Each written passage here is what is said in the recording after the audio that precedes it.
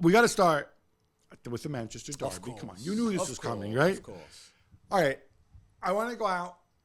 We've been critical of Ten Hag and whatever. One thing which is not fair for anybody to do is to say he's unwilling to try different things in search for a solution.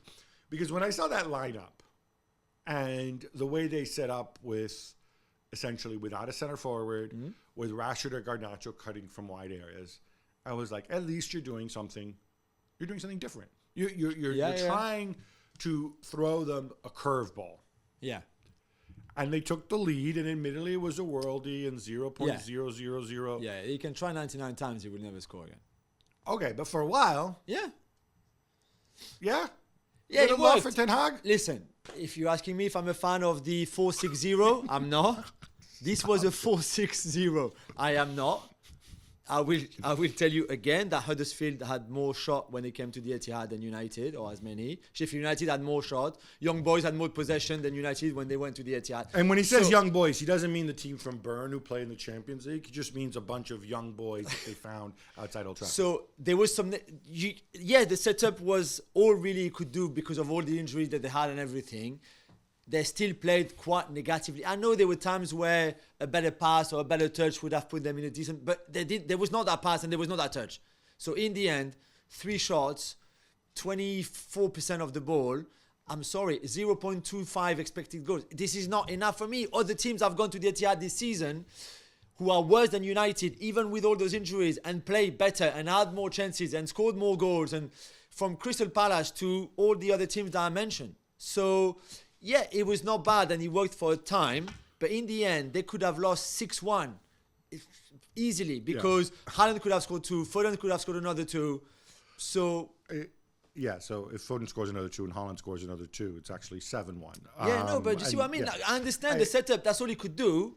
But don't give me this was a great, strong performance from them. He said we had a good game, he said. I mean, come on. Yeah, I bring some notes. I don't have them about like the stupid things he says after games. And Always. I don't understand. Why would you just come out, just take it on the chin, say, hey, we had a bunch of guys out. Yeah. We were in this situation now. We played in midweek. They're a lot better than we are. They've got better players. They have more money. They have fit players. They have a better manager. Just come out and own it, right? Exactly. I know. We tried this game plan. We got maybe a bit of luck, and that's it. And he got himself a yellow card. Yeah, I was going to say that as well. Yeah. Right, and then he was also unhappy there was a penalty incident as well. And I'm like, dude, if you really watch the game, don't bring up this nonsense. I mean, the Walker on Rashford, for him to get yellow for that is ridiculous because that's obviously never a foul. The penalty, Ederson gets the ball first. It's a tough challenge. It's a tough tackle. I just don't think because he takes the ball first that you can give anything else than nothing really, than the throw in. Well, for it's United. not reckless, right? And in England especially, if you get to the ball first, unless you endanger an opponent, which he didn't do. No, it's a side tackle, so right? It's not from behind. So it's silly to even, I think, to even bring those things up. But I can understand the frustration because for so long I think they thought they were going to get points.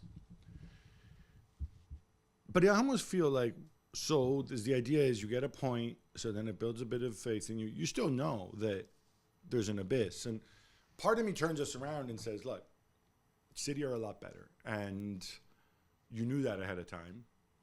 I'm not saying this was a scheduled defeat because it's a derby. You never want it to be a scheduled defeat. But at least you were in the game because City missed chances. Yeah. But to me, the other big takeaway is City are just unflappable, right? A goal down, Haaland misses chances, Foden misses chances. He can change a thing. I don't even know when his first... Yeah, Doku came off. It was like at the hour 50, mark, right? Yeah, just before the hour mark.